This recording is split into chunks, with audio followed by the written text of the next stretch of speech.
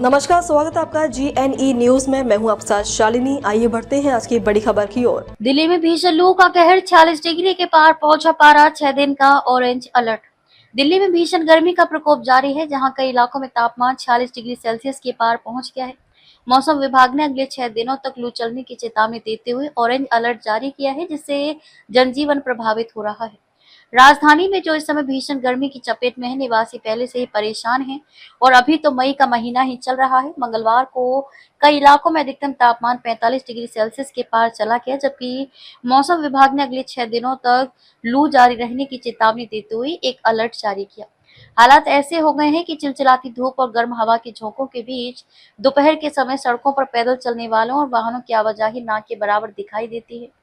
2024 के बाद ये साल का दूसरा ऐसा मौका है जब मई में अधिकतम तापमान 45 डिग्री सेल्सियस से ज्यादा हो गया है। 2024 में खास तौर पर 26 मई से 30 मई के बीच अधिकतम तापमान लगातार 6 दिनों तक 45 डिग्री सेल्सियस से ऊपर रहा था, जिस दौरान लू की स्थिति बनी रही थी।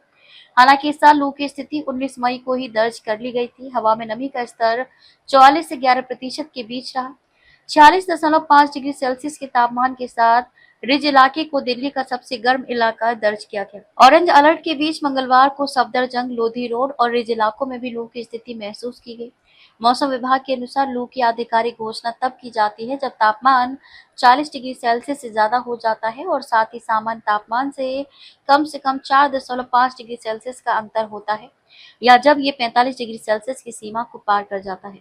मौसम विभाग ने अगले 6 दिनों तक लगातार लू चलने के लिए ऑरेंज अलर्ट जारी किया है। हालांकि अधिकतम या न्यूनतम तापमान में कोई खास उतार चढ़ाव होने की उम्मीद नहीं है।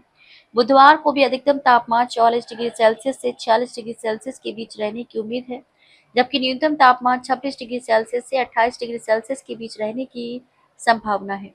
खबरों में अब तक के लिए बस इतना ही। फिर होगी आपसे मुलाकात, तब तक के लिए नमस्कार और देखते रहिए GNE न्यूज।